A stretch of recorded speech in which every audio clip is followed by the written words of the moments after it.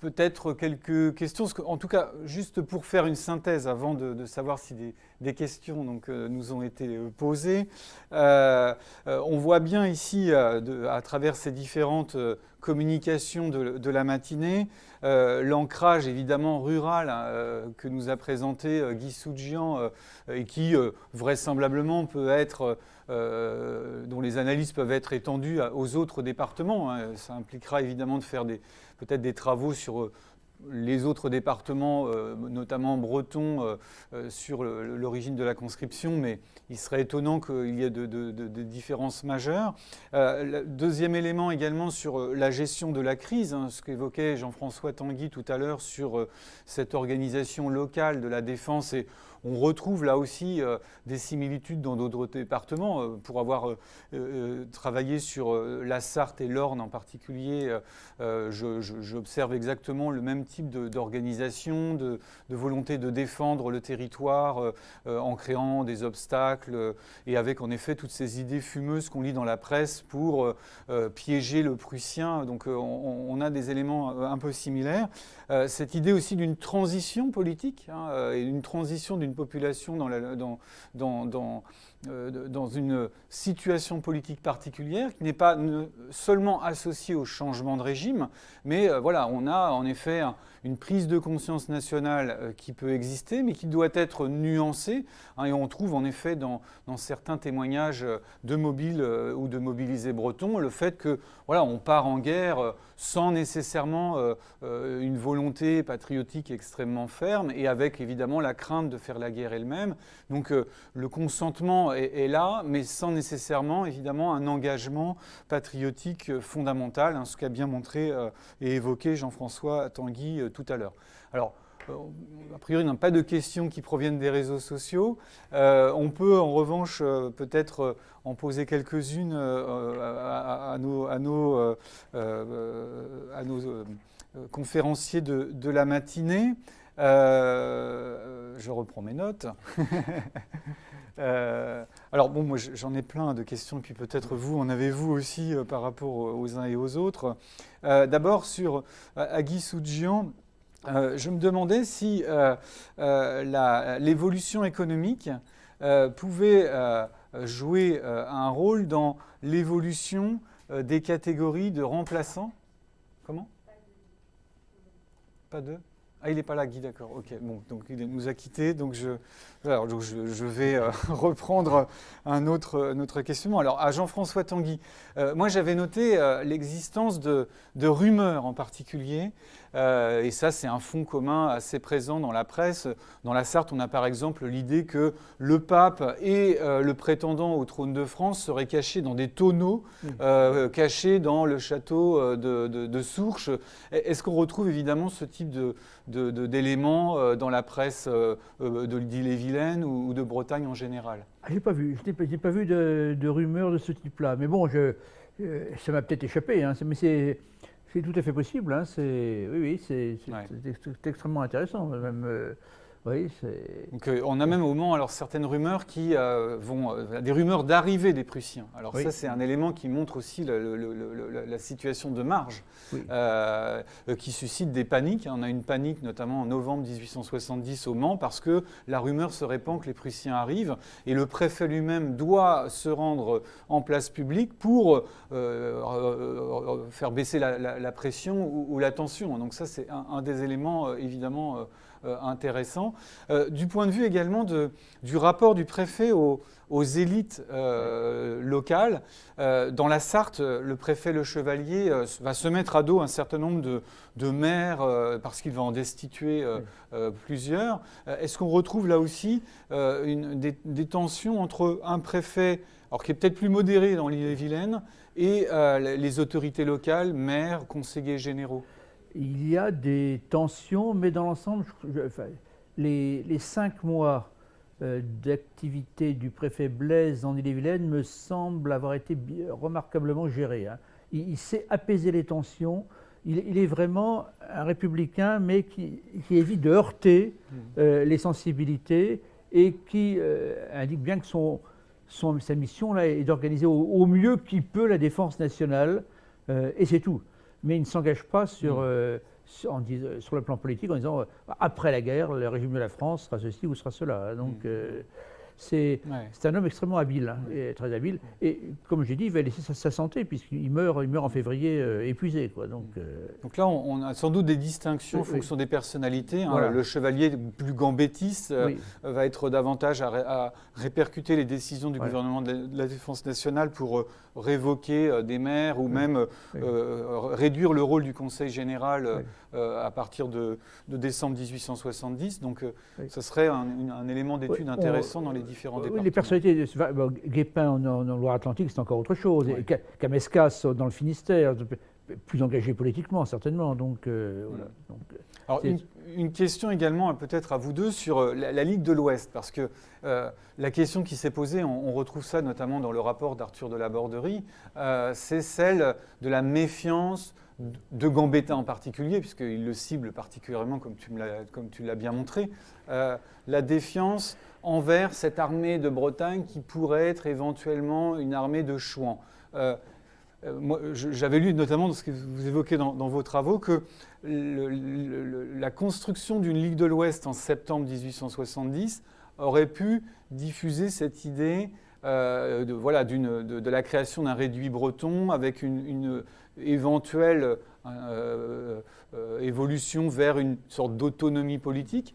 Est-ce que ça joue un rôle justement dans le fait, très clairement de ce que dit la Borderie, dans le fait que Gambetta ait refusé notamment de livrer des armes aux mobilisés de Bretagne? Je pense, je parle sous le contrôle de Jean-François, que les choses sont plus complexes. L'opposition de Gambetta à l'armée de Bretagne, si opposition il y a, ne vient que tardivement. C'est-à-dire que c'est Gambetta qui, après avoir reçu à Tours Khératry, va signer le décret qui crée cette armée de Bretagne le 22 octobre 1870. Et donc il n'y a pas d'opposition de départ de Gambetta à la création de cette armée. Au contraire, il la soutient, il s'engage à l'armée plus largement, et je pense que alors ça demanderait à être étudié, mais à un autre niveau, et notamment sur le fonctionnement de l'administration de la guerre, que Gambetta n'a pas forcément les moyens de ses ambitions, et que les promesses qu'il fait, notamment en termes d'armement, se heurtent à un certain nombre de réalités concrètes, et un certain nombre de témoins. Je pense notamment au général Goujard.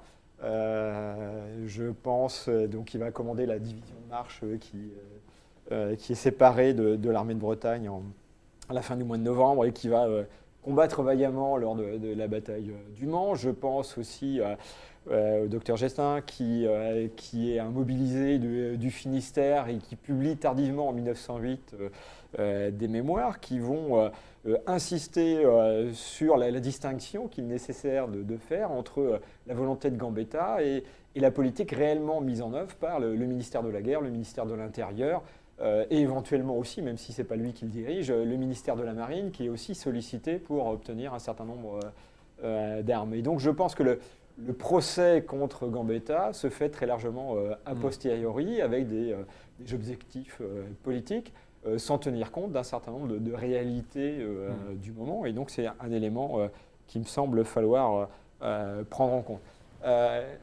Autre élément qui me semble important, où on se focalise sur l'armée de Bretagne, mais à l'origine, Khératry demandait un commandement plus large qui intégrait aussi la Sarthe et la Mayenne, donc ça n'était plus que la Bretagne. La Ligue de l'Ouest, c'est 13 départements, ça n'est pas que la Bretagne. Et donc il y a là aussi une reconstruction a posteriori d'une éventuelle hostilité à la Bretagne, mais qui n'est pas manifeste à l'époque. Et il y a un dernier point, moi, qui me semble important, c'est le fait que, certes, l'armée de Bretagne, constituée de mobilisés, de cette garde nationale mobilisée, ne dispose pas des armements dont elle aurait souhaité disposer. Pas rentrer dans les détails, mais le fait de concentrer cette armée sans armement, la laisser quitter la Bretagne sans armement, il y aurait un certain nombre de de textes, d'instructions de Khératri qui, dès le mois de novembre, demande de quitter la Bretagne justement sans armement parce que c'est pas la peine de s'encombrer avec de l'armement ancien, mais plutôt d'attendre un armement moderne, les chasse-peaux promis par Gambetta.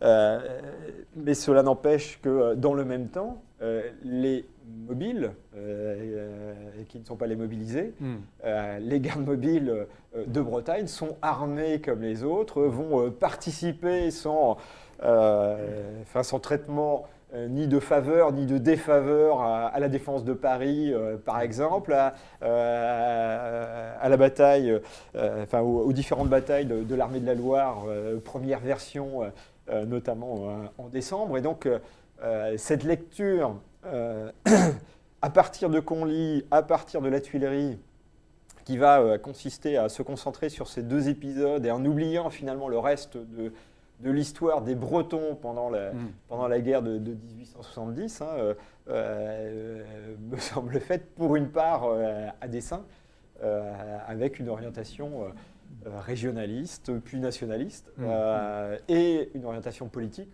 aussi anti-républicaine de la part de la Borderie, alors au moins à ce moment-là, même si par la suite, il va vivre avec ce régime républicain qu'il n'adore pas pour autant. Merci beaucoup. Alors, on a une question qui nous est venue des réseaux sociaux sur l'occupation, notamment de la Sarthe, puisque on est aux marges évidemment de cette invasion, comme on le disait. Les combats vont concerner encore jusqu'au 18 janvier la Mayenne, puisqu'on a les derniers affrontements donc, sur Laval, dans les faubourgs de Laval à Saint-Mélène le 18 janvier.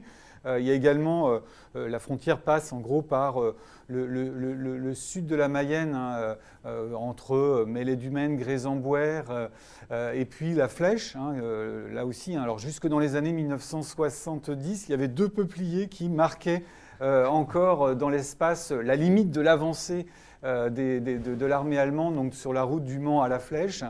Alors l'occupation va durer quelques semaines, jusqu'au mois de mars, jusqu'au 9 mars 1870 pour le cas sartois, c'est-à-dire une occupation relativement courte, comparée bien entendu à ce qui se passe dans l'Est, puisque c'est peu connu finalement, mais je rappelle que dans l'Est, les derniers départements sont libérés simplement à l'automne 1873, donc après que le gouvernement français a payé justement les sommes, les 5 milliards de francs or, qui étaient définis dans le traité de Francfort de mai 1870. Alors, la question qu'on me pose sur les relations entre les Sartois et l'occupant, d'abord je rappelle que même pendant les opérations, les civils sont un enjeu déjà militaire. C'est un point qu'on évoque beaucoup pour la Grande Guerre, mais qui est déjà extrêmement important pour la guerre de 1870-71. Pendant l'arrivée dans le département, on a à peu près une centaine de civils qui sont pris en otage, pour empêcher notamment l'intervention de ces hommes qui avaient des fusils de chasse et qui pouvaient tirer sur les troupes arrivant dans le village, dans ce qu'on appelle clairement des francs-tireurs ici. On en a des exemples d'ailleurs pendant la bataille du Mans, lorsque les combats ont lieu dans la ville elle-même, des civils qui, depuis leur maison, vont tirer sur les Prussiens avec leurs armes personnelles. Donc ça, c'est vraiment redouté par l'état-major allemand qui, pour éviter cela, a une sorte de politique de terreur dont il faudrait discuter, je dirais, le caractère systématique. Il est clairement avéré pour la guerre de 14. C'est peut-être un élément de recherche et de discussion pour la guerre de 70. Ça semble être la plupart du temps plutôt une sorte d'attitude un peu spontanée et organisée. Mais toujours est-il que ces otages visent à empêcher justement les civils de s'engager dans la guerre.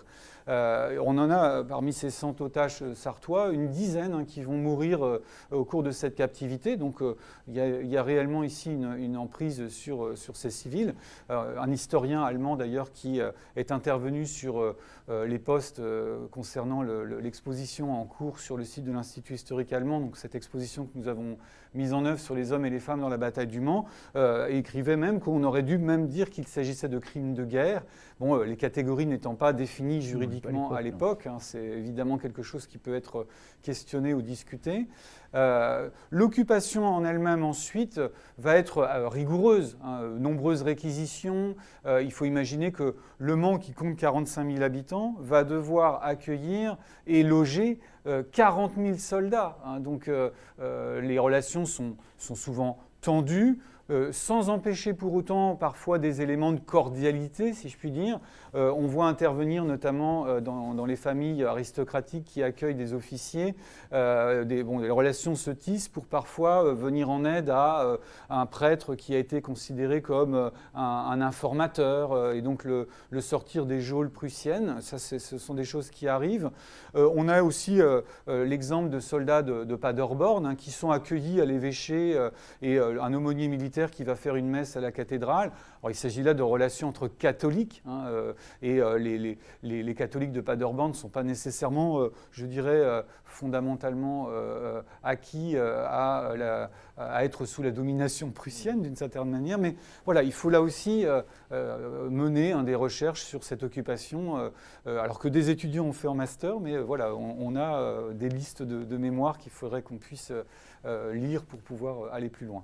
Alors, oui, une remarque. Par rapport à ce que disait Yann, j'aurais voulu ajouter que l'opposition du gouvernement, elle n'est pas spécifique à la Ligue de l'Ouest. Il s'est opposé à toutes les ligues régionales. Il n'y a pas eu que la Ligue de l'Ouest. Celle du Sud-Est, du plateau central. Il n'est pas question de régionaliser la défense et de laisser la France éclater en unités autonomes qui mèneraient chacune leur guerre sur leur territoire. Et sans doute, peut-être Gambetta a-t-il en tête aussi l'exemple de ce qui s'était passé pendant la Révolution française avec le mouvement fédéraliste. Voilà. C'est possible, c'est ça. Et bon, quant à Camille Le Mercédère, c'est décrit dans un contexte totalement différent. Une armée de Chouans qui aurait voulu, Gambetta qui aurait concentré une armée bretonne, qui l'aurait sciemment laissé donc dépérir pour éviter qu'elle ne proclame l'indépendance de la Bretagne, c'était totalement anachronique. En plus de Chouan, le vrai mouvement Chouan de 93, 1802, 1803 n'est aucunement séparatiste. Il n'est pas régionaliste du tout. Donc il y a là une réinterprétation de l'histoire qui est faite en fonction des critères et des représentations des années 30. D'autant plus que, juste après d'ailleurs la bataille du Mans, Gambetta va nommer général Charette et Catolino, les descendants des grands chefs. Des grands chefs chouans des années de la Révolution, bien sûr. Alors, Guy Soudjian nous a rejoints et j'avais une petite question pour lui tout à l'heure. Il évoquait justement ces évolutions sociales de ces conscrits et notamment l'amélioration sanitaire. Est-ce que alors, notamment sur la question du remplacement, on a bien vu, et c'est tout à fait intéressant de voir que le prix du remplacement évolue en fonction de la situation de guerre ou de paix. Est-ce que les évolutions économiques également ont joué une influence, ont joué un rôle sur l'évolution des catégories sociales des remplaçants? Oui, alors ça c'est quelque chose que je n'ai pas encore exploré. Il va falloir effectivement que je reprenne les archives et que je fasse des relevés pratiquement nominatifs des remplaçants. C'est tout très hautement vraisemblable parce que ce qui serait intéressant de voir comme thématique de recherche, c'est d'examiner, je ne sais pas si ça va correspondre exactement à votre question, comment, j'ose pas parler de capillarité sociale, mais les évolutions sociales, effectivement, ou les passages d'une catégorie sociale à l'autre ont une influence sur la typologie des remplaçants. Voilà comment je poserai la question. Je me trompe ou pas? Vous me dites-moi. Alors là, moi, je n'ai pas d'éléments sur ce point-là, mais en effet, c'est une question intéressante et voilà, qui ouvre là encore. Absolument, une porte de plus, oui. Ouais. Alors, c'est tout à fait intéressant également de voir l'évolution sanitaire et cette taille qui augmente. Alors, on voyait les cartes que vous présentiez, notamment la similitude finalement entre la carte de l'alphabétisation et puis la carte de la taille des conscrits.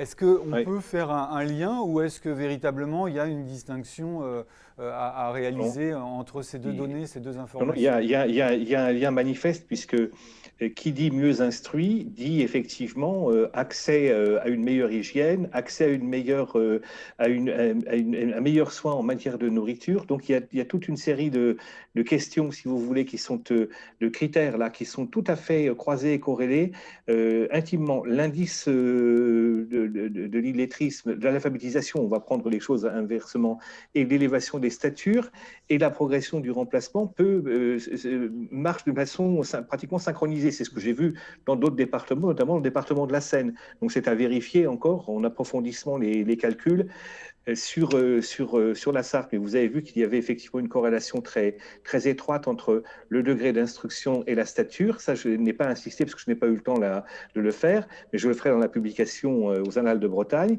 Il y a une corrélation, bien sûr, très nette entre la stature et l'indice remplaçant, l'indice remplacement. C'est tout à fait très net. Alors, en matière d'évolution spatiale, parce que il y a la possibilité de faire une projection spatiale, il faudra regarder effectivement si, par exemple, le sud-est du département, le plateau, l'arrondissement de Saint-Quel, notamment le plateau calésien, avec ses landes et ses bois et la présence de logistes, agit sur la projection spatiale ou pas. C'est une question qu'il faudra regarder techniquement dans les semaines qui viennent. Merci beaucoup pour ces réponses. Alors, pour terminer, je vais laisser la parole à Erwan Le Gall, qui a également quelques questions à poser. C'était une réflexion par rapport à ce que tu disais sur l'entretien des troupes par la population civile, et notamment le chiffre de 40 000 au Mans, sauf que ce n'est pas propre aux populations occupées.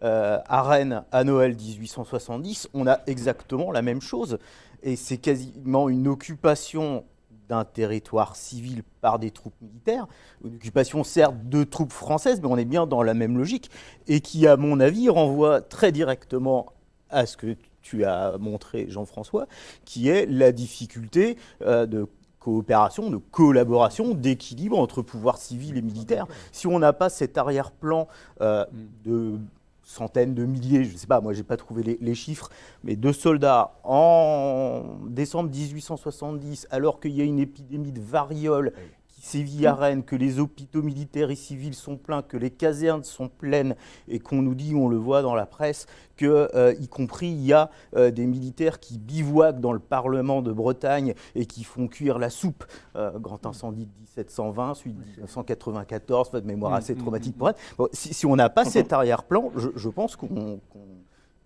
manque quelque chose de ce rapport entre le civil et le militaire, et quelque chose de ce poids de l'armée qui n'est pas propre aux populations occupées. Quelque chose qui est extrêmement connu, mais pas vraiment cité, alors que les pertes au combat ont été relativement, par rapport à 14-18, modestes en 70-71, le bilan démographique de l'année est terrible.